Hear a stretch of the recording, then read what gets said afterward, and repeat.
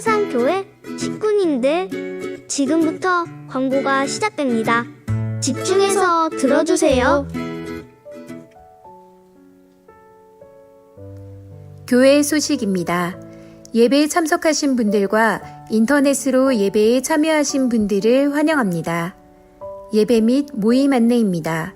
새가족 수료식이 오늘 오전 2부 예배 후에, 각 기간 원래회가 오늘 오전 2부 예배 후에 있습니다. 사순절 안내입니다. 기간은 4월 16일 토요일까지입니다. 종료주일 및 고난주간 안내입니다. 오늘은 종료주일이며 이번 주는 고난주간입니다.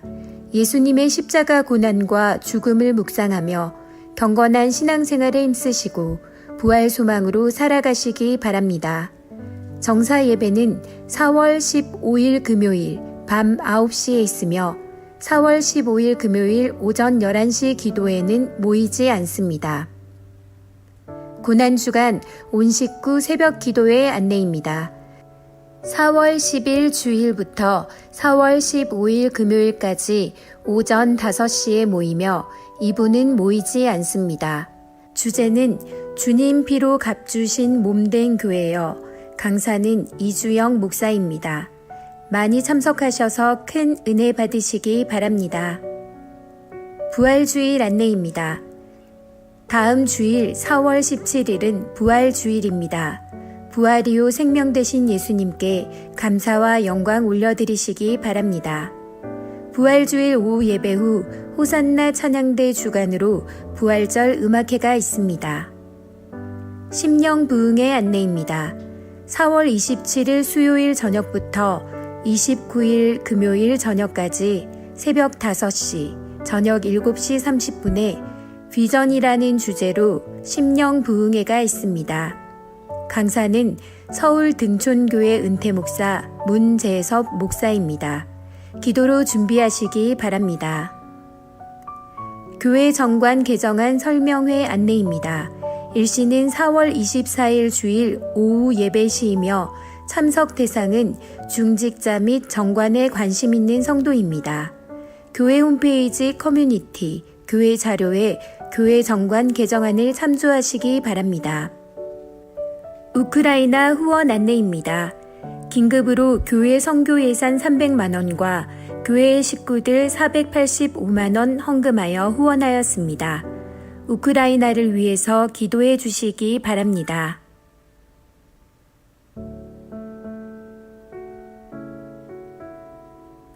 오병이어 봉사단 봉사자 추가 모집 안내입니다.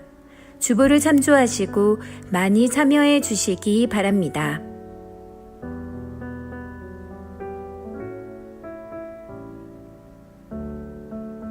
교계 소식입니다.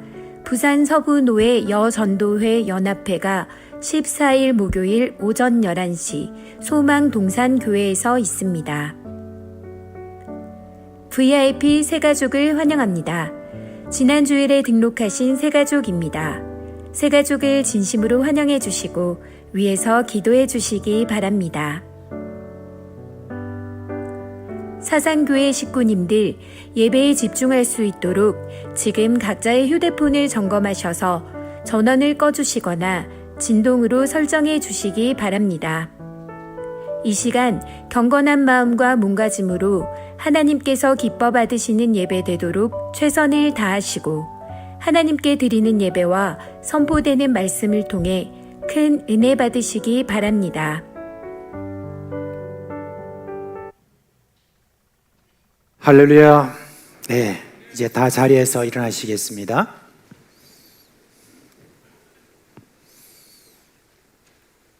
사랑하는 우리 사상교회 식구 여러분, 거룩하고 복된 주일을 맞이했습니다. 이제 우리의 마음과 뜻과 정성을 다하여 살아계신 하나님께 예배하겠습니다.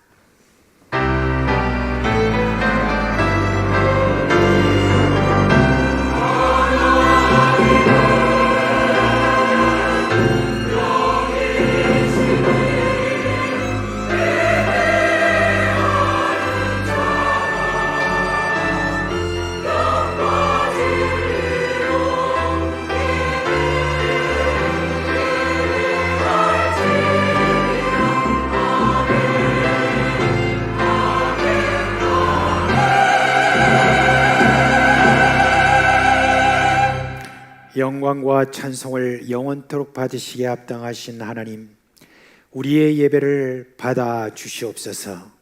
예수님의 이름으로 감사하며 기도합니다. 아멘.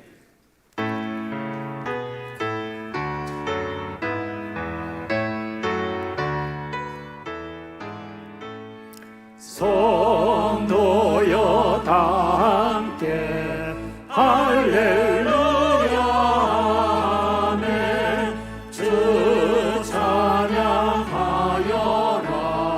할렐루야 아멘. 주 보좌 앞에서 택하신 은혜를 다 찬송하여라 할렐루야 아멘. 만문을 열어라 할렐루야 아멘. 온 하늘 울려라 할렐루야 아멘. 인도자 되시며 친구가 되신 주, 그 사랑 끝없다 할렐루야 아멘. 주 찬양하여라 할렐루야 아멘. 찬양이 끝없다 할렐루야 아멘. 거룩한 집에서 주는 정일이며 늘 찬송 부르자 할렐루야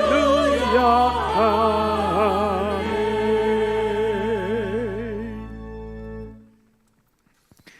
성도 여러분, 이 시간은 참회의 시간입니다.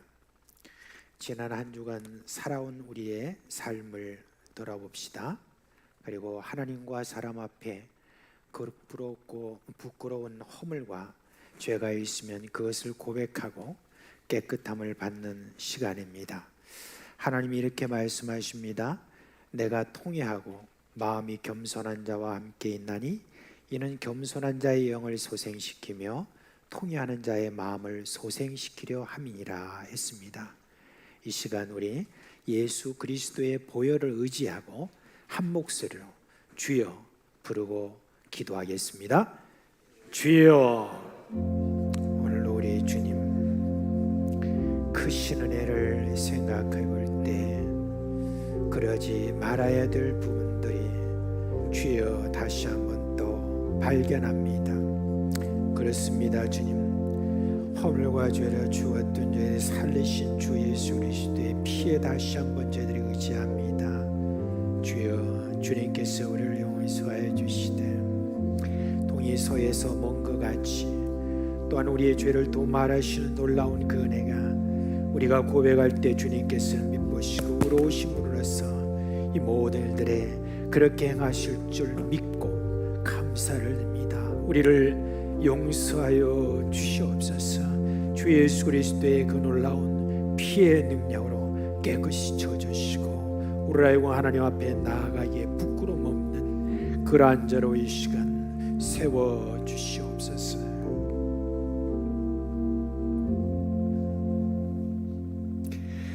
우리 주 예수 그리스도의 이름으로 감사하며 기도합니다. 아멘. 이제 사죄의 선포를 하겠습니다. 너희는 그리스도 안에서 그의 은혜의 풍성함을 따라 그의 피로 말미암아 속량 곧 죄사함을 받았느니라. 아멘. 나는 전능하신 아버지 하나님 천지의 창조주를 믿습니다. 나는 그의 유일하신 아들 우리 주 예수 그리스도를 믿습니다. 그는 성령으로 잉태되어 동정녀 마리아에 선하시고 본디오 빌라도에게 고난을 받아 십자가에 못 박혀 주시고 장사된 지 사흘 만에 죽은 자 가운데서 다시 살아나셨으며 하늘에 오르시어 전능하신 아버지 하나님 우편에 앉아 계시다가 거기로부터 살아있는 자와 죽은 자를 심판하러 오십니다. 나는 성령을 믿으며 거룩한 공교회와 성도의 교제와 죄를 용서받는 것과 몸의 부활과 영생을 믿습니다. 아멘. 예, 오늘은 우리 찬송가 139장은 종려주일날 우리가 부르는 찬송인데 우리가 익숙하지 않기 때문에 먼저 우리가 우리 호산나 성가대 지휘자가 이렇게 먼저 선창을 하고 1절, 그리고 난 다음에 다시 우리가 1절부터 우리 이 찬송을 부르도록 하겠습니다. 네, 먼저 좀 찬송해 주세요.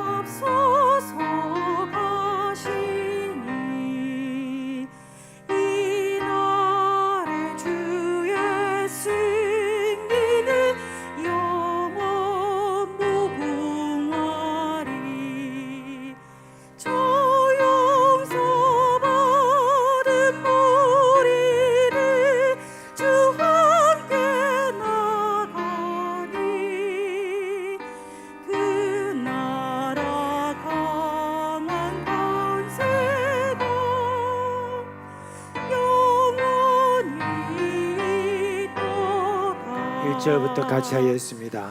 오 영원한 내 주 예수 앞서서 가시니 이 날의 승리는 영원 무궁하리. 저 용서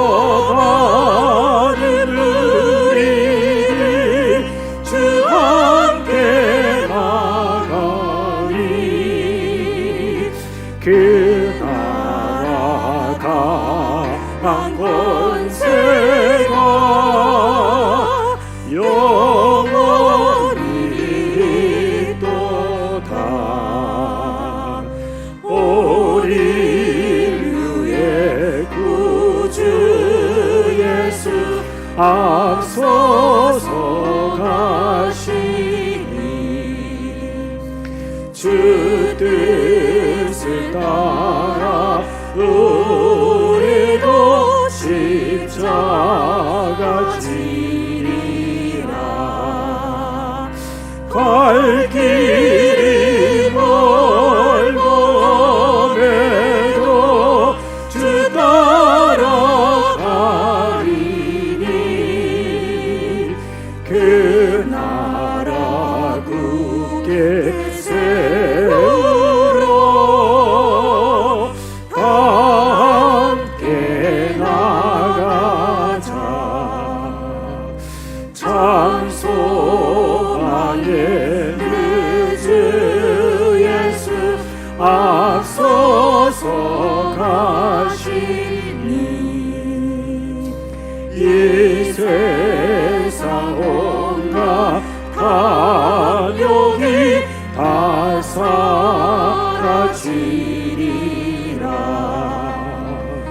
어린 간 세상 어디나 주 뜻을 이루니 참 사랑과 참 평화에 종소리 울린다. 참 생명과 빛 되신 주 만왕의 왕 앞에 그 위엄 높이 길이여 호산나 부르자. 온 세상 가는 것마다 사랑이 이기니 참 친구 주 예수 앞서서 가소서.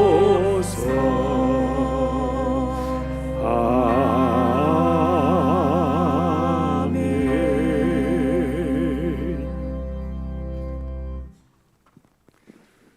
사랑과 은혜가 풍성하신 하나님 아버지, 오늘은 고난주간이 시작되는 종려 주일입니다. 주의 이름을 높여 찬양과 경배를 드립니다. 주께서 걸으신 고난의 길, 십자가의 길이 내가 가야 할 길인데 주님께서 대신 걸어가셨습니다.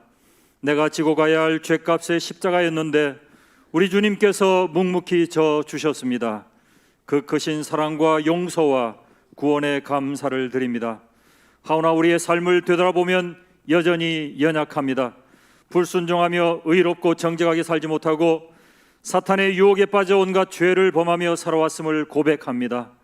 전심으로 회개하오니 십자가의 보혈로 정결하게 하옵소서. 사제의 은총을 받은 성도들이 보혈의 공로 의지하여 주 앞에 예배자로 나아갑니다. 이 시간 주님을 만나게 하시고 알게 하시고 십자가의 은혜를 깊이 깨닫는 시간 되게 하옵소서. 대면과 비대면의 예배 가운데 임재하여 주시고 있는 곳에서 신령과 진리로 예배하오니 영광을 받아 주시옵소서. 하나님 아버지, 지속되는 코로나 상황 속에서 우리의 믿음을 잃거나 게으르지 않게 하시고 고통과 어려움 중에서 열심을 품고 고난 나가신 주님을 기억하며 주를 경외하게 하옵소서. 머지않아 코로나가 종식될 줄 믿고 감사를 드립니다. 러시아와 우크라이나의 전쟁으로 수많은 무고한 사람들이 생명을 잃고 있습니다. 참으로 비참합니다. 전쟁이 여호와의 손에 달려 있음을 압니다. 하나님 긍휼을 베풀어 주시옵소서. 하나님의 뜻대로 행하시되 전쟁이 그치고 평화가 가득한 나라 되도록 은총을 베풀어 주시옵소서. 이 나라 이 민족을 긍휼히 여겨 주시옵소서. 우상을 버리고 회개하는 민족, 하나님을 두려워하는 정직한 민족 되게 하옵소서. 새로운 대통령을 세워주셨사오니 정치, 경제, 종교, 사회, 교육, 국방 모든 영역에 안정을 허락하시며 하나님을 두려워함으로 국정을 잘 운영할 수 있도록 지혜와 명철로 인도하여 주시옵소서. 저 북한 땅 지하교회에서 고통 가운데 울부짖는 주의 백성들의 기도를 들으시며 구원으로 인도하시고 남북이 통일되도록 인도하여 주시옵소서. 전 세계에 나가 계신 선교사님들의 사역과 안전과 건강을 지키시며 복음의 능력이 뜨겁게 나타나고 열매가 있게 하옵소서. 다음 세대의 신앙교육과 성장을 위하여 복음 확장을 위하여 지역사회의 섬김과 사랑의 실천을 위해 비전관 건축을 하고자 합니다. 세워주신 위원장과 위원들에게 지혜와 섬김이 있게 하시고 유아에서 노년에 이르기까지 온 성도들이 함께 기도하며 헌신하게 하심으로 아름답게 비전관이 세워지도록 은혜를 베풀어 주시옵소서. 이번 고난주간 특별 새벽기도회에 날 위해 고난 나가신 주님, 십자가의 주님을 깊이 만나고 부활을 묵상하는 은혜의 시간 되게 하옵소서. 하나님, 우리 교회 성도들의 삶의 곤고한 문제들을 위해 기도합니다. 질병과 암투병, 영적인 억눌림, 가정과 사업의 문제, 취업, 결혼, 출산, 자녀 영역의 문제, 슬픔을 당한 성도들, 직장을 잃고 사업의 부도 등 경제적 어려움을 겪고 있는 자녀들에게 주께서 친히 찾아오셔서 품어주시고 세밀히 간섭하여 주시며 회복과 치료의 은혜를 맛보게 하옵소서. 또한 군 부모 중에 있는 자녀들, 해외에 나가 있는 자녀들에게 안전과 건강을 지켜주시고 믿음 생활 잘하여 영육간의 품은 비전을 펼쳐나가는 멋진 삶을 살게 인도하여 주시옵소서. 이 시간 단위에 세우신 담임 목사님을 통해 주님의 말씀을 듣겠습니다. 목사님께 성령을 부어주시고 주의 권능을 허락하여 주셔서 하늘의 보화를 캐내어 우리에게 생명을 공급하실 때 우리의 영혼이 열리고 영적인 귀가 열려 죄의 깨달음과 회개의 역사가 있게 하옵소서. 말씀 안에서 누리는 하늘의 기쁨으로 땅의 고통을 넉넉히 이겨나가는 자 되게 하옵소서. 아들을 통해 계시된 하나님의 말씀이 영의 양식되어 새 힘을 공급받는 은혜의 시간 되게 하옵소서. 오늘도 성전 여러 곳에서 섬기며 수고의 땀을 흘리는 주의 자녀들에게와 하나님께서 은혜를 베풀어 주시고 복을 허락하시며 호산나 찬양대의 찬양을 기뻐 받으시며 하나님께 영광으로 올려지게 하옵소서. 우리를 거룩한 예배자로 세워주신 주님께 감사드리며 예수님의 이름으로 기도하옵나이다. 아멘.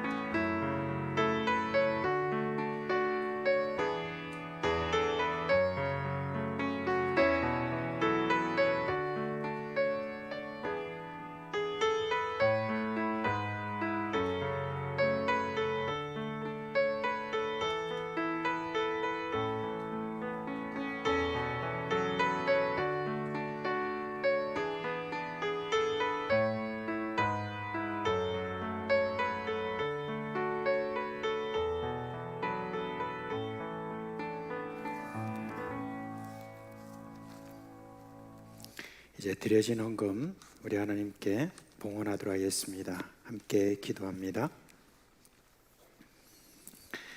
오늘도 변함없이 우리를 사랑하시는 하나님 아버지, 지난 한 주간도 하나님의 풍성하신 은혜로 이끌어 주심을 감사드립니다. 이 시간 우리의 마음과 정성을 모아 헌금을 드립니다.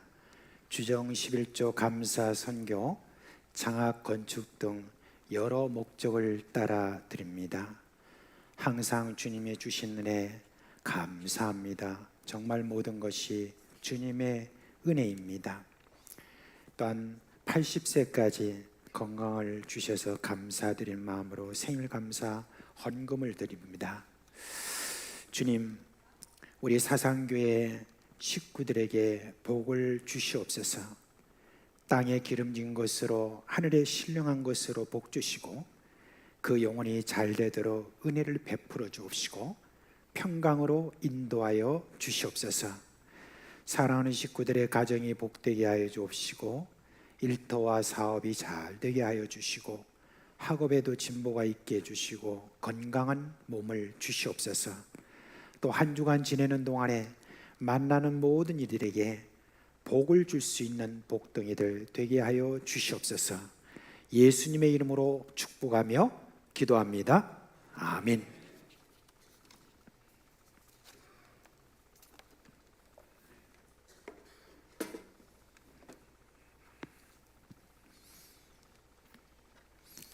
자, 먼저 우리 4월달 성경 암송 하도록 하겠습니다. 어떻게 좀 익숙하지 않은 성경 구절이라서 여러분들이 조금 힘이 들 수도 있는데 베드로전서 3장 15절 말씀을 암송하지 못하셨으면 펴서서 그렇게 여러분 보시면 됩니다. 주보에도 나와 있습니다. 우리 다 같이 암송하겠습니다. 시작. 베드로전서 3장 15절 말씀. 너희 마음에 그리스도를 주로 삼아 거룩하게 하고 너희 속에 있는 소망에 관한 이유를 묻는 자에게는 대답할 것을 항상 준비하되 온유와 두려움으로 하고. 베드로전서 3장 15절 말씀. 아멘. 네. 우리 오늘 요한복음 12장 12절부터 19절 말씀을 읽도록 하겠습니다. 요한복음 12장 12절부터 보겠습니다.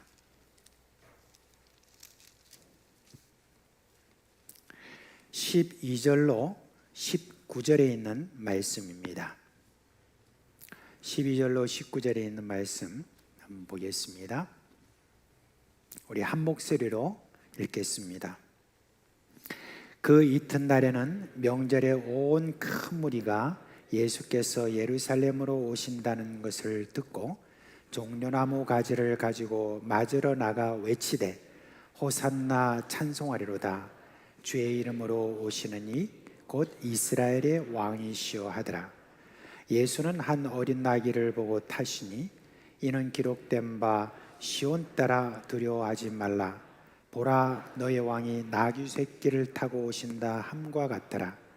제자들은 처음에 이 일을 깨닫지 못하였다가 예수께서 영광을 얻으신 후에야 이것이 예수께 대하여 기록된 것임과 사람들이 예수께 이같이 한 것임이 생각났더라. 나사로를 무덤에서 불러내어 죽은 자 가운데서 살리실 때 함께 있던 무리가 증언한지라. 이에 무리가 예수를 맞으면 이 표적 행하심을 들었음이로라. 바리새인들이 서로 말하되 볼지어다. 너희 하는 일이 쓸데없다. 보라, 온 세상이 그를 따르는도다 하니라. 아멘.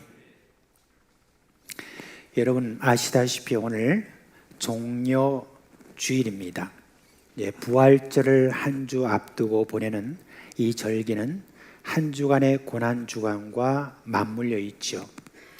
고난주간은 예수님이 고난을 받으신 것을 생각하며 지내는 데 비해서 종려주일은 예수님의 왕이심을 기념하는 그런 주일입니다.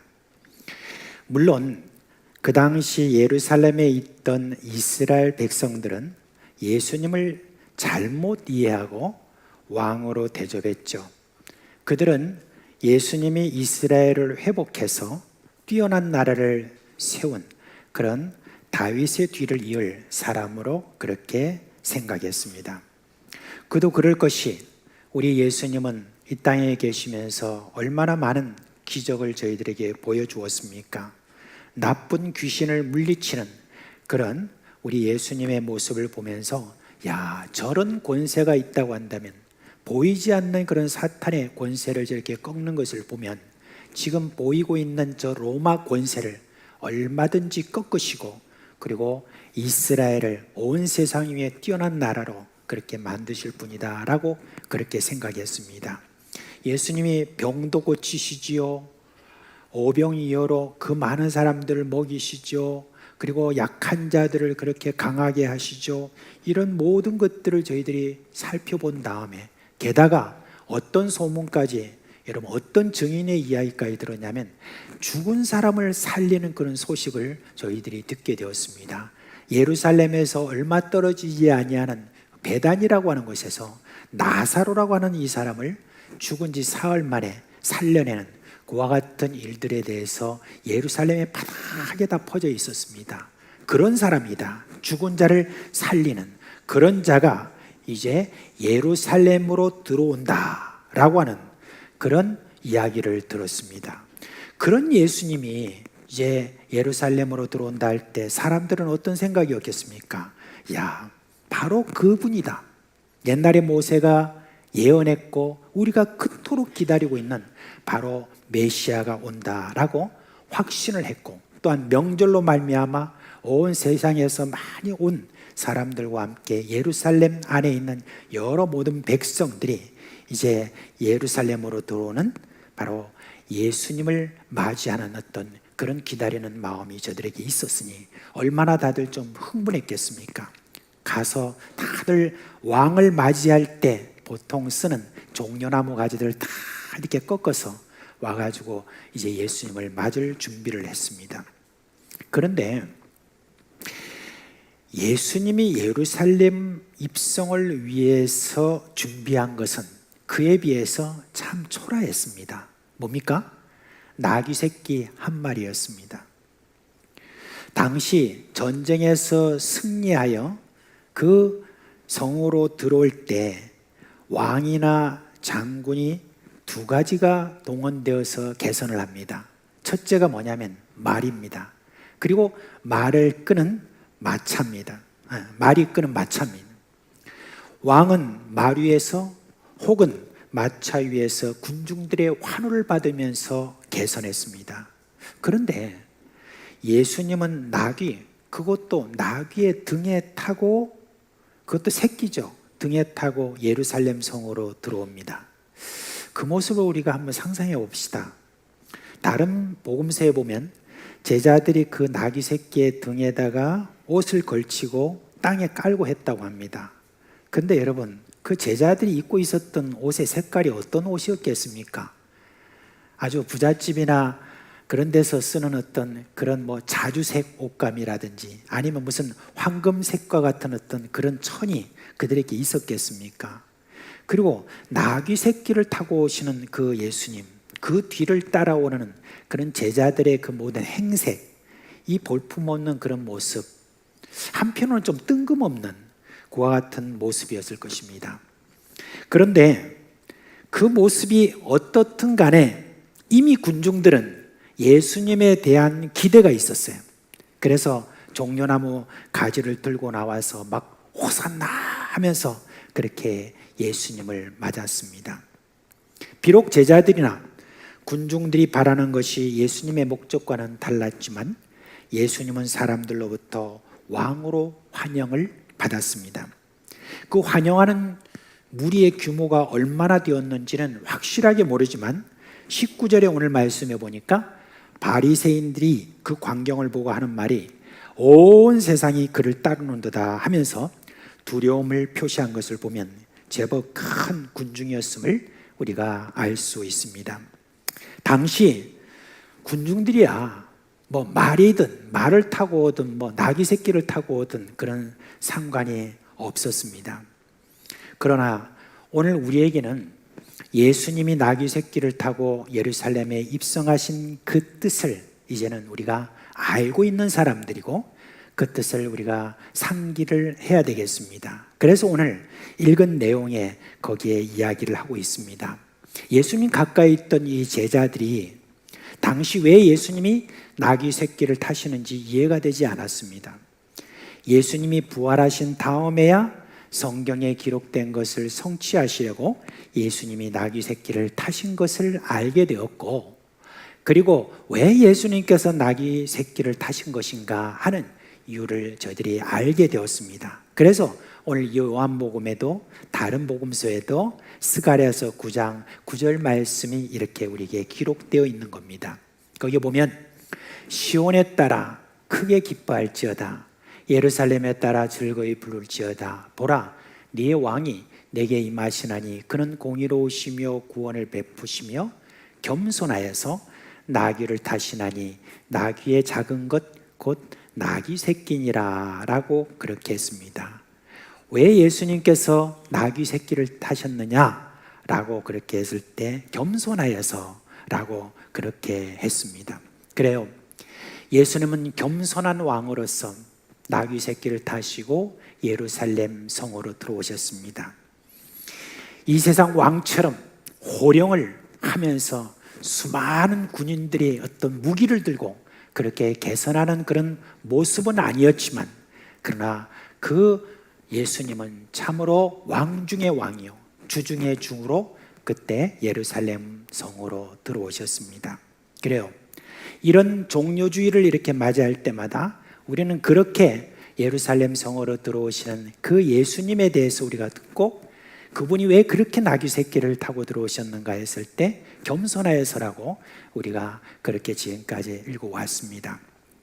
그런데 저는 어느 날 그 예수님, 나귀 새끼를 타고 오시는 바로 그 예수님의 그 모습과 함께 성경을 계속해서 반복하고 또 반복하고 읽는 가운데서 이제는 나귀 위에 타신 그 예수님으로부터 시작해서 제가 밑으로 눈이 이렇게 내려보게 되었습니다. 그 예수님 아래는 누가 있습니까? 나귀 새끼입니다. 그러면서 제가 그 나귀 새끼를 보니까 제가 보이기 시작했습니다. 그리고 제 일생에 대해서 새로운 시각이 열렸는데 그걸 오늘 여러분과 함께 말씀을 나누려고 합니다. 여러분, 이 나귀 새끼가 어떻게 동원되었는지에 대해서는 요한복음에는 기록되어 있지 않습니다. 근데 마태, 마가, 누가복음 이 세 복음서에는 다 기록되어 있어요. 예루살렘 가까운 그 벳바게라고 하는 이곳에 이르렀을 때 예수님께서 두 제자를 불렀습니다. 그리고 맞은편 마을로 가라. 거기에 가면 나귀와 나귀 새끼가 함께 매어 있는 것을 볼 것인데 풀어서 내게로 끌고 오라. 누가 무슨 말을 하거든 주가 쓰시겠다라. 그리하면 즉시 보내리라. 그렇게 했습니다. 그곳에 가보니까 과연 나귀와 나귀 새끼가 매어 있는 것을 보았습니다. 그리고 풀어 데리고 나오는데 사람들이 물었어요. 왜 주인의 허락도 없이 그렇게 데려가느냐. 그래서 예수님 말씀대로 그렇게 했더니 순순히 내어 주었더랍니다. 예수님이 그냥 지나가는 그런 나귀 새끼를 빌려서 타신 것이 아니라 예수님이 매어 있던 것이 아니라 매어 있던 것을 데려온 것을 보면 그 나귀 새끼는 예수님이 예약을 해서 그랬든지 또는 그렇게 하지 않고 기적적으로 그렇게 하셨든지 이 나귀 새끼는 택함을 받아서 쓰임을 받은 것을 볼 수 있습니다. 이 나귀 새끼가 예수님을 태운 다음에 그 뒤에 어떻게 살았는지는 정확하게 몰라요. 그러나 일반적으로 나귀는 짐을 지는 그런 짐승입니다. 평생 짐을 지고 살다가 죽는 그런 운명입니다. 그러니까 이 나귀 새끼 역시 이후에 짐을 지고 살다가 죽었을 것입니다. 그런데 이 나귀 새끼는 뭔가 좀 특별해 보이는 것이 있습니다.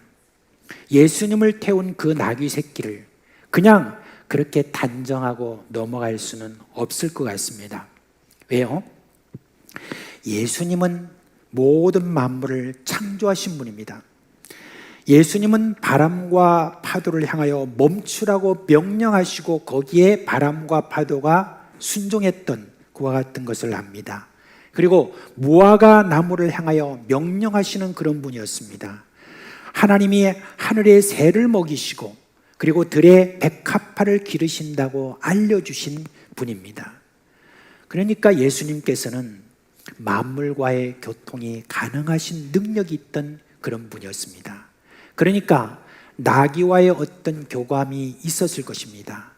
일반적으로 우리가 짐승을 이렇게 키울 때 오랜 시간 그 주인과 함께 이렇게 있다 보면 주인의 말귀를 이렇게 알아듣는 것을 우리가 볼 수가 있잖아요. 그죠?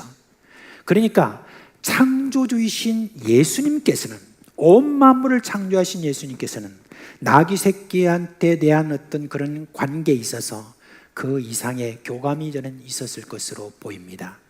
그런 의미에서 저는 그 나귀 새끼가 예수님이 어떤 분이신 것을 알았을 것으로 보이고 만물의 주인이신 것을 인식했을 것으로 보입니다.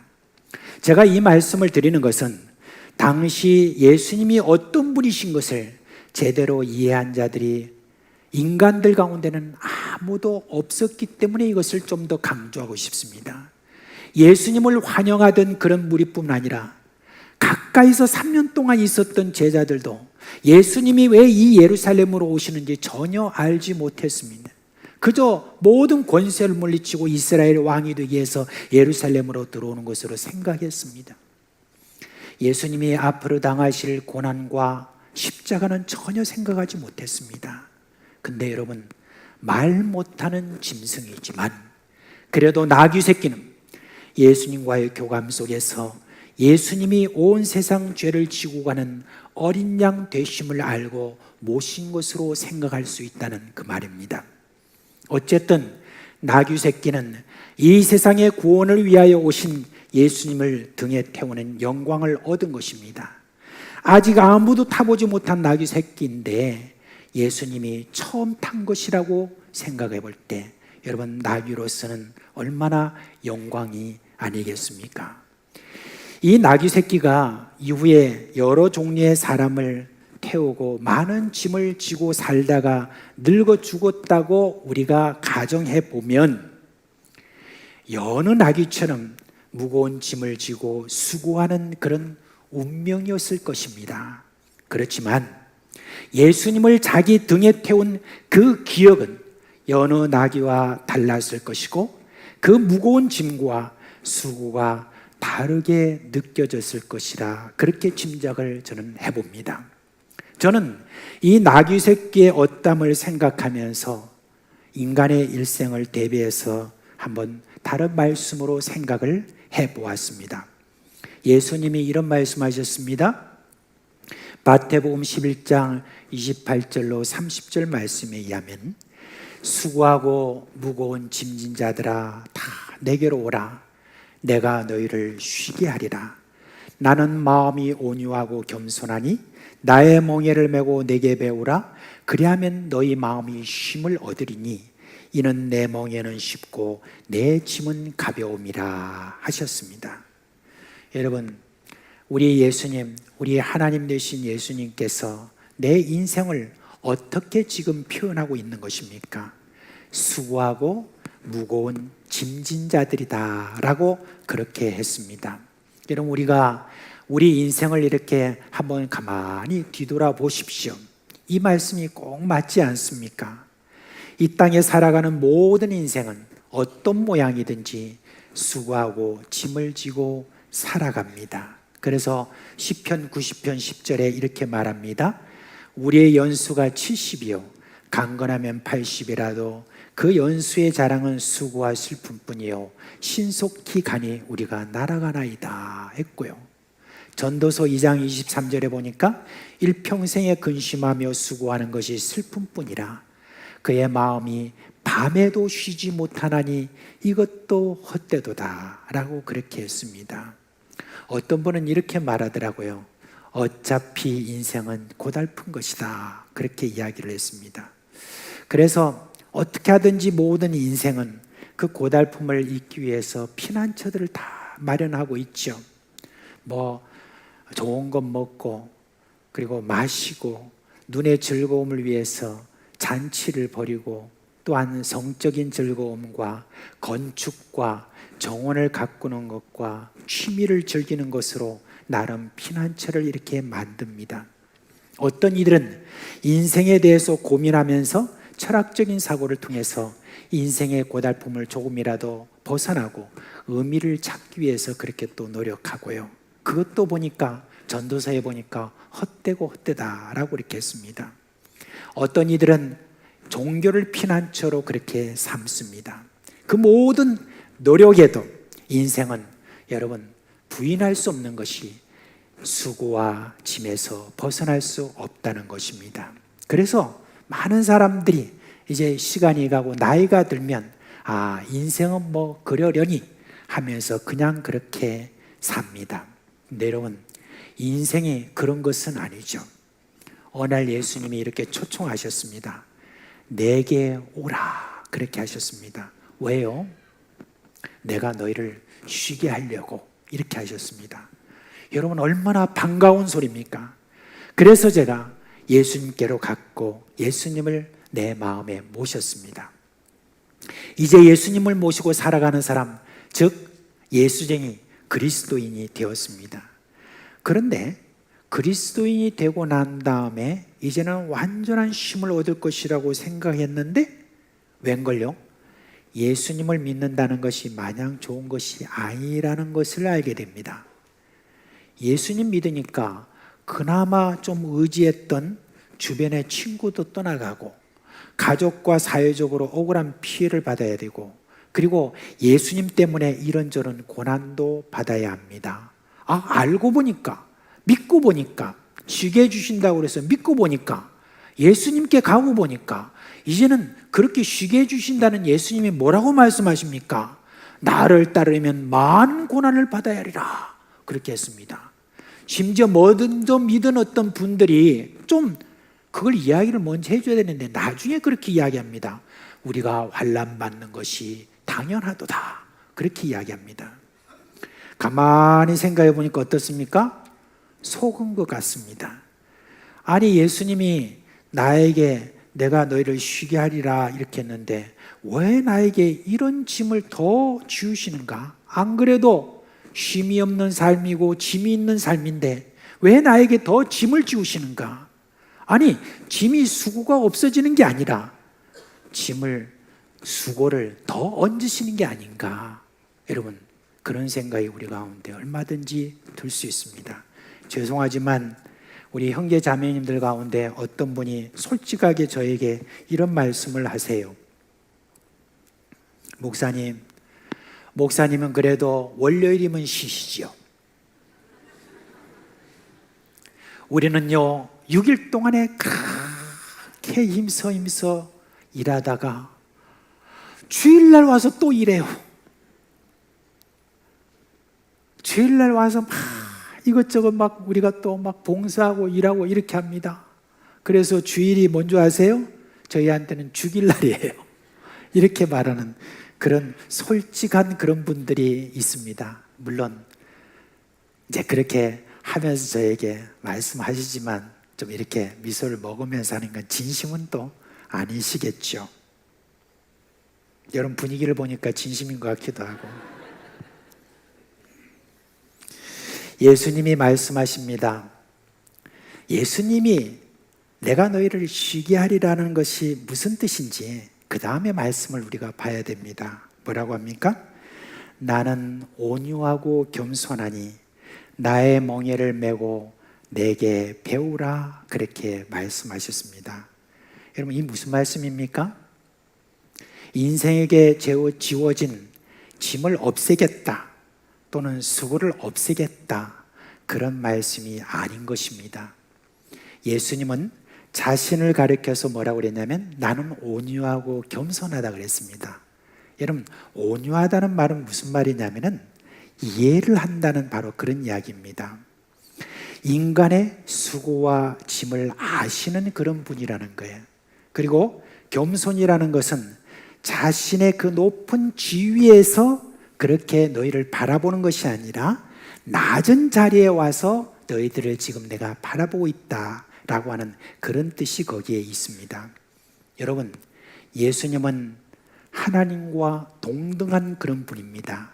그러나 인간의 몸을 입고 이 낮고 낮은 곳으로 내려오셨습니다. 왜요? 인간의 수고와 짐의 고통을 충분히 이해하신 그런 온유하신 분으로서 또한 그뿐만 아니라 그 근본적인 원인을 해결하기 위해서 이 땅에 오셨습니다. 그러면서 예수님께서 하신 말씀이 있습니다. 나의 멍에를 메고 나에게 배우라 그렇게 했습니다. 복음서에 따라서 좀 다르긴 하지만 마태복음에 보면 나귀와 나귀 새끼를 함께 끌고 왔다 그렇게 했습니다. 저는 그걸 보면서 나귀가 나귀 새끼를 훈련시키는 방법이 딱 이렇게 떠올랐습니다. 여러분, 나귀가 나귀 새끼를 훈련시키는 어떤 그럴 때는 어떻게 하냐면 멍에를 그렇게 사용합니다. 우리나라에는 이제 소죠, 소가 이제 송아지를 이제 훈련시킬 때 소와 그다음에 또 송아지를 이렇게 함께 해가지고 이렇게 멍에를 매서 그렇게 훈련을 시키는 것처럼 나귀와 나귀 새끼도 그렇게 합니다. 그런데 이렇게 멍에를 맨다 그랬을 때 그때 여러분 나귀가 나귀 새끼에게 이렇게 멍에를 같이 매잖아요. 그러면 이 멍에를 나눠서 멍에를 지는 것이 아닙니다. 너 나하고 함께 힘을 합쳐서 매자 이런 게 아닙니다. 왜냐하면 이거는 지금 어떤 거냐면 나귀 새끼는 새끼예요. 나귀는 어떻습니까? 힘이 있고 나름대로 모든 일을 해나갈 수 있는 그런 능력이 있습니다. 그러면 이게 나귀 새끼를 어떤 식으로 여러분 훈련시킵니까? 그냥 나귀 새끼는 따라오게 만드는데 따라오는 용도로 그렇게 여러분 이 멍에를 사용하는 겁니다. 그래서 나귀에게 멍에를 딱 쥐고 나귀 새끼에게 딱 멍에를 쥐울 때는 여러분 그 축이 어디에 와 있냐면은 다 나귀에게 이 축이 와 있습니다. 모든 힘은 누가 쓰는 겁니까? 바로 이 나귀가 쓰는 거예요. 그래서 나귀가 쭉 이렇게 가면 걸쳐 있는 그런 멍에를 메고 나귀 새끼는 쭉 그냥 따라가는 거예요. 나귀 새끼에게 힘을 받지를 않습니다. 짐이 그렇게 있는 것이 아닌 것입니다. 여러분, 예수님께서 말씀하신 것이 이제 이해가 됩니까? 내 멍에는 쉽고 내 짐은 가볍다라고 하는 말씀이 바로 그런 말씀인 것입니다. 여러분, 인간이 인생을 왜 수고와 근심과 걱정과 짐으로 느껴지는 겁니까? 사실 여러분, 죄 때문입니다. 죄는 우리 인생에 사탄의 지배 아래 놓이게 만듭니다. 그래서 인간은 태어나면서부터 사탄의 지배 아래에 있으면서 그러면서 사탄으로부터 우리의 인생의 그 존귀함을 도둑질 당합니다. 인생에 그냥 사탄이 가르쳐주는 대로 그와 같은 어떤 삶이 아닙니다. 그저 고달픈 어떤 죽지 못해서 사는 어떤 고달픈 그런 인생이 아니라는 것입니다. 그렇게 먹고 마시면서 그냥 그렇게 조금의 어떤 즐거움, 그 달콤함, 그 가운데 거기에서 그냥 취해서 그 달콤함이 사라지면 그냥 모든 것이 허무한 그게 여러분 인생이 아니라는 것입니다. 그런데 사탄은 그런 식으로 우리 인생을 도둑질하면서 그렇게 여러분 우리를 끌고 가는 겁니다. 그런데 끌고 가다가 결국은 우리를 어디에 이르게 합니까? 사망에 이르게 하지요. 죽이는 것입니다. 여러분, 죽는 것으로 끝나는 것이 아니라 그 위에는 심판이 있다고 그랬습니다. 그래서 여러분, 우리를 사탄은 심판할 그 자리까지 그렇게 우리를 끌고 가야만 하는 어떤 그런 운명과 또한 그런 일들의 열심을 품고 그렇게 하는 존재가 바로 이 사탄입니다. 그게 우리의 운명이었기 때문에 그런 가운데서 아무리가 노력을 해도 모든 인생이 수고와 그리고 짐으로 이렇게 느껴지는 것입니다. 근데 여러분, 바로 우리에게 주어진 사탄이 우리에게 주은 바로 그 멍에, 사탄은 질 생각도 안 하고 우리에게 완전히 가득한 어떤 멍에를 딱 쥐어진 바로 그 멍에가 어떤 때는 쇳덩이보다도 더 아주 무겁게 느껴지는, 사람에 따라서 다르게 느껴지겠지만 그런 멍에를 꽉 우리로 하여금 채워진 바로 그 멍에, 그 멍에를 우리 예수님께서 어떻게 하셨습니까? 죄의 멍에를 십자가로 완전히 깨트려 버렸습니다. 십자가로 깨트려 버리시고 그 멍에가 우리로 하여금 다 사라지게 그렇게 만드신 분, 바로 그분이 예수님이십니다. 그 일을 하신 그 일들이 바로 십자가라는 것입니다. 이제 여러분, 우리는 죄의 짐에서 해방되어 이제는 인생을 완전히 다르게 인식하는 사람이 된 것입니다. 수고와 짐이 가볍고 쉽게 된 것입니다. 그 이유는 예수님이 나와 함께 하시기 때문이에요. 예수님이 멍에를 함께 쥐십니다. 멍에를 내가 쥐기는 하지만 사실 멍에 무게의 중심은 예수님에게 있는 거예요. 그래서 멍에를 쥐시는 분은 누구냐? 바로 예수님인 것입니다. 여러분, 나귀 새끼죠. 나귀 새끼가 예수님을 등에 태우고 난 다음에 그 나귀 새끼에게는 참 그 예수님이 태운 흔적이 남아 있었습니다. 그 나귀에게 있어서는 아무리 무겁고 버거운 짐이라도 저는 가볍게 질 수 있었을 것이다 라고 그렇게 짐작합니다. 하물며 예수님을 나의 구주로 믿고 살아가는 나에게는 어떻습니까? 우리에게 지워진 수고와 짐이 그렇게 무겁고 힘들고 그렇습니까? 어렵습니까? 그럴 리 없습니다. 예수님이 계속 나와 함께 계시면서 멍에를 함께 지고 계시니까 여러분, 우리가 어렵지 않는 것입니다. 우리 식구들 가운데는 정말 여러분, 사람이 감당하기 어려운 힘든 그런 짐과 수고를 하는 그런 분들이 있어요. 아파도 그냥 아픈 게 아니에요. 정말 죽고 싶은 그런 어떤 병 가운데 있는 그런 수고와 짐을 가지고 있는 분이 있습니다.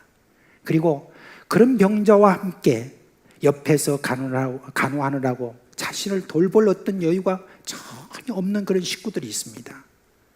여러분, 긴 항암 치료를 끝냈는데 근데 다시 다른 곳에서 암이 발견되어 가지고 여러분, 그 무서운 항암 치료를 지금도 다시 또 받고 있는 그런 식구들도 있습니다. 그뿐입니까?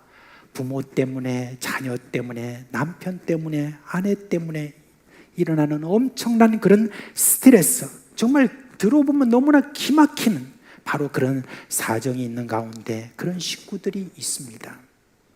그래서 여러분, 뭔가 예수님에게 가면은, 그러면 예수님께서 내 기도를 다 들어주신다고 그렇게 이야기했는데 그렇게 기도를 해도 치료가 안 됩니까? 여러분, 그냥 우리 인간적인 생각을 봐서는, 그냥 볼 때는 저 정도면 그냥 낙담할 건데, 저 정도면 내가 어떻게 될까? 나도 단정할 수 없을 정도로 그런 어떤 형편에 있는 그런 분들이 있습니다.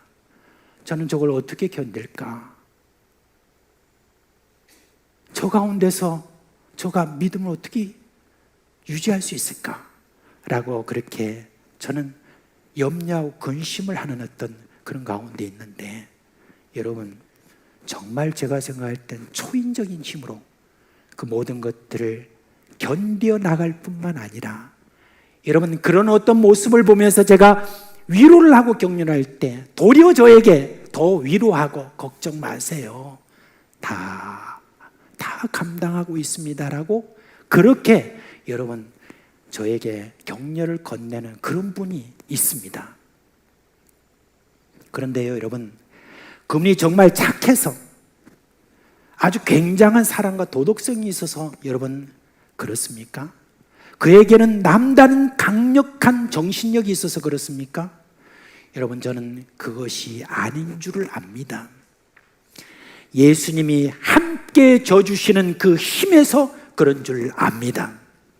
어쩌면은 그 멍에를 통해서 전해져 내려오는 그 강력한 은혜로 도무지 감당할 수 없는 그 형편에서도 미소를 지을 수 있고 도리어 격려를 건넬 수 있는 여유가 있게 된 것입니다. 여러분, 어떤 식구들은 그래요. 참 많은 노력을 합니다. 좀 살아보려고. 근데 일이 잘 풀리지 않아요. 그리고 남들처럼 좀 넉넉하게 사람들에게 베풀면서 뭔가 좀 하고 싶은데 그런 마음이 있어서 제가 성실하게 어떤 일들을 그렇게 쉬지 않고 잘 이렇게 해나가는데도 불구하고 제대로 되지 않고 늘 궁핍한 그런 처지에 있는 분도 있습니다.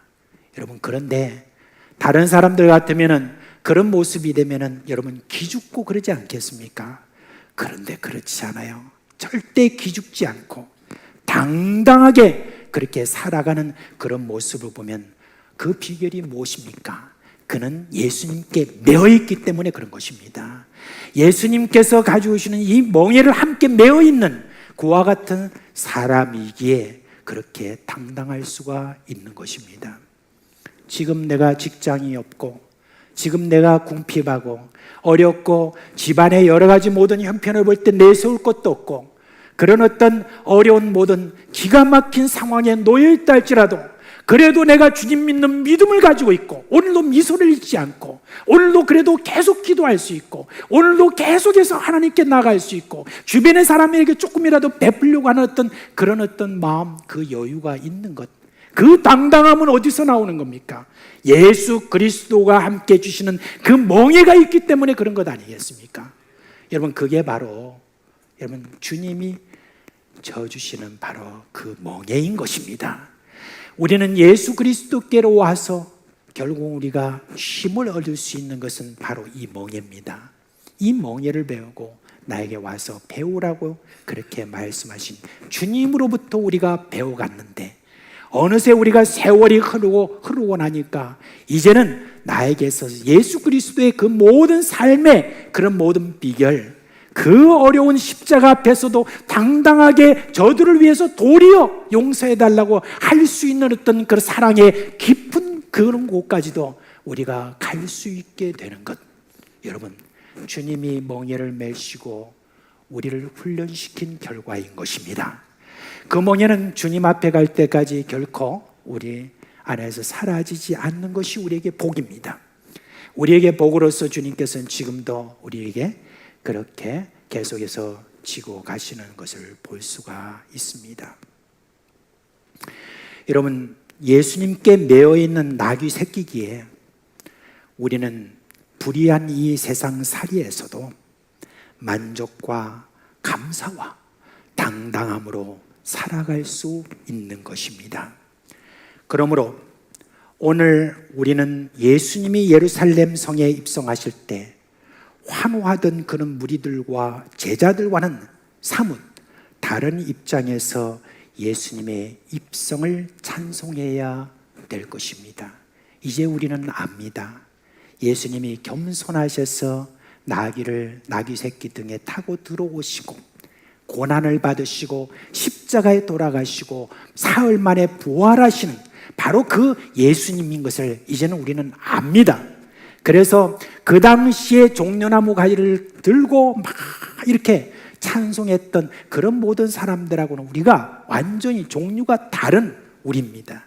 예수 믿고 예수님께서 우리의 멍에를 주시는 그 모든 것을 아는 사람입니다. 그래서 그런 찬송을 우리가 드려야 되는데, 바로 요한계시록 7장에 그런 찬송을 드리는 무리가 나타납니다. 이제 마지막 날 우리 주님께서 우리에게 요구하시는 것이 바로 이 찬송인 줄 알고, 어쩌면 지금 바로 우리가 찬송해야 될 찬송이 바로 이것인 줄 압니다. 우리 한번 이 구절을 한번 함께 읽고 난 다음에 그 다음에 설교를 마치고 이 찬송을 우리가 함께 했으면 좋겠습니다. 다 같이 요한계시록 7장 9절부터 시작해서 12절 말씀까지 함께 읽도록 하겠습니다. 이 일 후에 내가 보니 각 나라와 족속과 백성과 방언에서 아무도 능히 셀 수 없는 큰 무리가 나와 흰옷을 입고 손에 종려가지를 들고 보좌 앞과 어린 양 앞에 서서 큰 소리로 외쳐 이르되, 구원하심이 보좌에 앉으신 우리 하나님과 어린 양에게 있도다 하니, 모든 천사가 보좌와 장로들과 네 생물의 주위에 서 있다가 보좌 앞에 엎드려 얼굴을 대고 하나님께 경배하여 이르되, 아멘. 찬송과 영광과 지혜와 감사와 존귀와 권능과 힘이 우리의 하나님께 세세토록 있을지어다. 아멘 하더라. 할렐루야. 여러분, 택함 받은 자는 우리 인생에게 지워진 수고와 짐을 벗어버리는 자가 아니라 예수님의 멍에 매여 있는 자입니다. 그래서 우리는 찬송하며 살아갑니다. 오늘 종려주일에 자신이 예수께 매인 나귀 새끼임을 여러분 알아서 참된 위로와 힘이 여러분에게 있기를 주님의 이름으로 축원드립니다. 이제 다 자리에서 일어나시겠습니다. 오늘 주보에 보이는 이 찬송가를 좀 바꿨습니다. 그래서 우리 보좌 앞에 모였네, 이 찬송을 우리가 함께 할 텐데, 우리 이제 여러분 찬양대원들 앞으로 좀 이렇게 나와 주시고요. 조금만 기다립시다.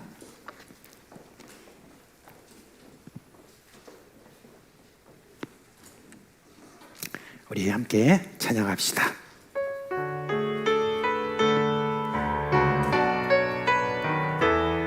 우리 손을 앞으로 내고 한번 다 찬송합시다. 우리 보좌 앞에 모였네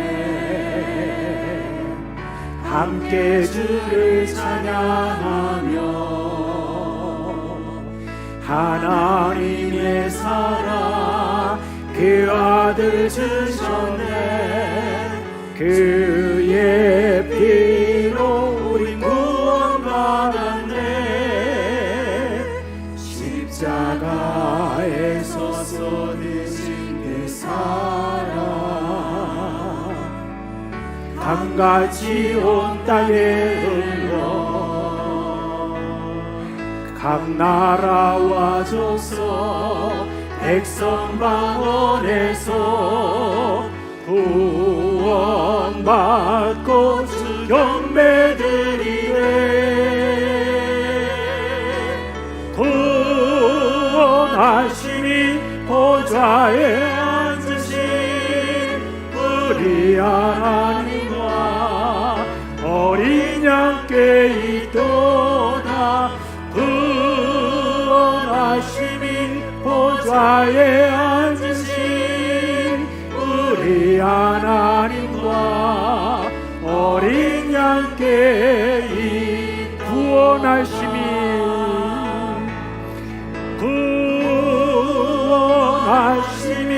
보좌에 앉으신 우리 하나님과 어린 양께 있도다 보좌에 앉으신 우리 하나님과 어린 양께 있도다.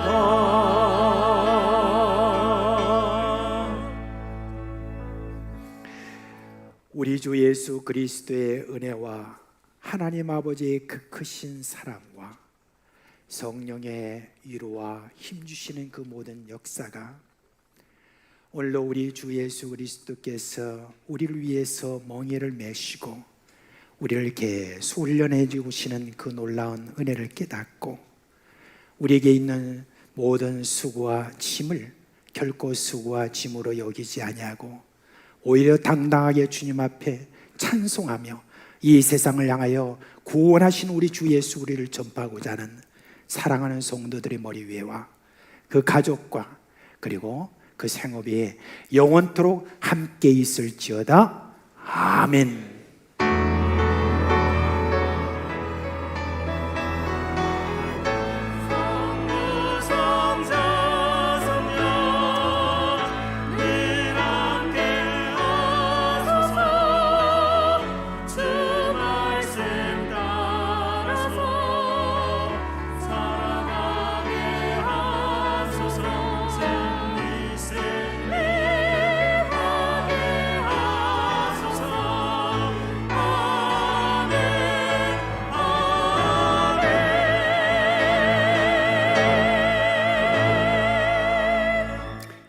자리에 좀 앉아주시죠.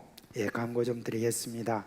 먼저 여러분 이제 미리 광고 드린 것처럼 이번 한 주간 동안은 우리가 고난주간 새벽기도에 이렇게 하게 되는데 우리 주님께서 주신 은혜가 많습니다. 새벽기도에 여러분 다들 동참해서 은혜 받으시기를 바랍니다. 그리고 결혼식 광고가 오늘 하나 빠졌다고 그래요. 46구역의 김경자 비집사님의 따님인 김인혜 자매가 4월 16일 날 14시 5분에 사학연금 S웨딩홀 4층에서 있다고 합니다. 어렵사리 또 이렇게 결혼식을 이렇게 드리는 우리 이 자매의 결혼식을 여러분 축하해 주시기를 바라고 격려해 주시기를 바랍니다.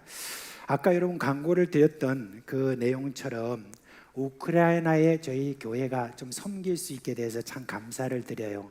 사실 여러분께 우크라이나 헌금하자 이렇게 한 것도 아닌데, 그런데 우리 당회에서 먼저 결의를 하기 전에 벌써 중고등부부터 시작해서 여러 식구들이 우크라이나의 헌금을 이렇게 먼저 그냥 그렇게 하신 거예요. 목적 헌금을 그렇게 하고, 당회에서도 저희들이 이번에 특별 성경금에서 특별 계정을 저희들이 마련해서 300만 원 정도로 그렇게 마련했는데, 근데 우리가 지난 2주간에 이렇게 모은 그 헌금을 보니까 485만 원이 됐습니다. 그래서 약 한 800만 원을 저희들이 이렇게 보내게 되었는데, 아까 영상에 조금 여러분 보이긴 하지만은 우리 교단에서 파송된 선교사님들이 우크라이나에 2 선교사님이 있고, 그 다음에 바로 옆 나라 루마니아에 3 선교사님이 있습니다. 그래서 5분의 선교사님이 지금 국경에서 그렇게 해서 생필품을 거기서 루마니아에서 구입을 해가지고, 그리고 그 안쪽으로 들여보내주면, 그러면 우크라이나 교회에 있는 여러 청년들이 그 차를 가지고 와가지고 그곳에서 실어가지고 그 우크라이나 깊숙하게 들어가서 다 교회와 피난처에 그렇게 나누는 그 일을 지금 계속하고 있습니다. 굉장히 위험하고 어려운 일이지만 그 일들을 잘 하고 있는데, 우리 교회가 그렇게 섬길 수 있게 돼서 얼마나 감사한지 모릅니다. 한 가지만 더 광고 드릴게요. 우리 좀 뒤에 보면은 주차장에서 이렇게 들어오는 그 문이 지금까지 폐쇄되어 있잖아요. 그래서 여러분 이제 이번 주부터 저희들이 내일 새벽부터, 아니 이제 바로 저희들이 다 이렇게 열고 이쪽으로 여러분 출입할 수 있게 됩니다. 그래서 주차장에서 여러분들이 거기서 하차하셔서 바로 이쪽을 통해서 그렇게 출입해 주시면 되겠습니다. 자, 오늘 이제 우리 오늘 새 가족 오늘 수료식이 있습니다.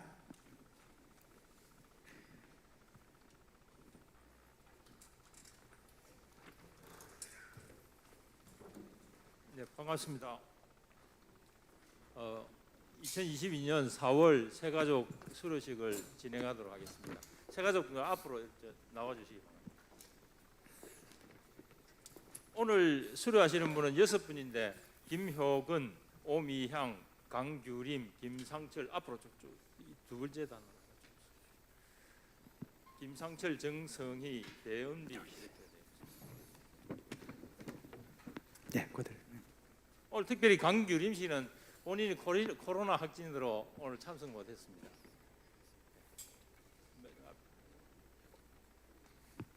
예, 먼저 수료증을 전달하도록 하겠습니다. 수료증 22-28호 성명 김효근. 위 사람은 본교회 새가족 교육에 따른 소정의 과정을 성실히 이수하였으므로 이 수료증을 수여합니다.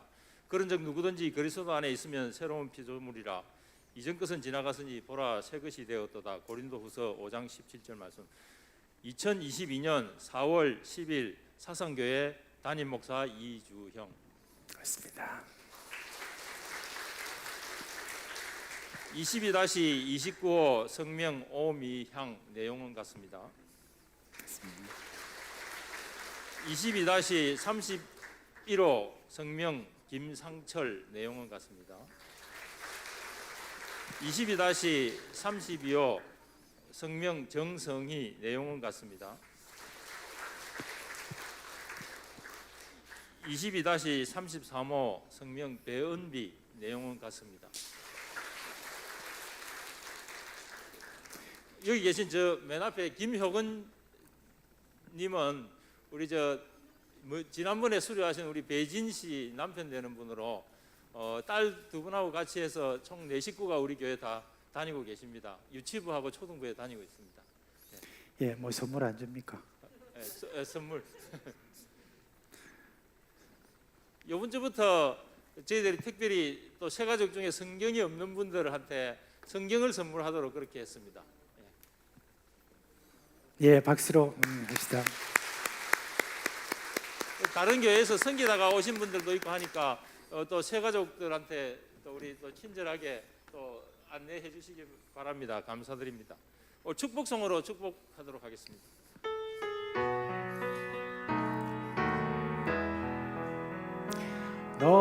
너는 시냇가에 심은 나무라 하나님의 사랑 안에 믿음 뿌리 내리고 주의 뜻대로 항상 사세요. 목사님 기도로 하나님 감사합니다. 참 우리 교회에 또 이렇게 새가족을 보내주시고 또 이렇게 수주 동안 새가족반에서 잘 안내를 받고 이렇게 환영식을 저희들이 가지게 되었습니다.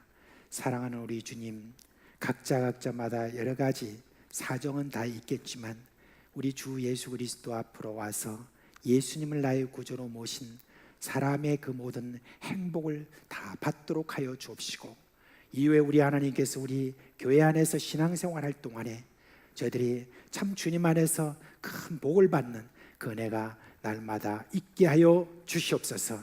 감사하며 예수님의 이름으로 기도합니다. 아멘. 감사합니다.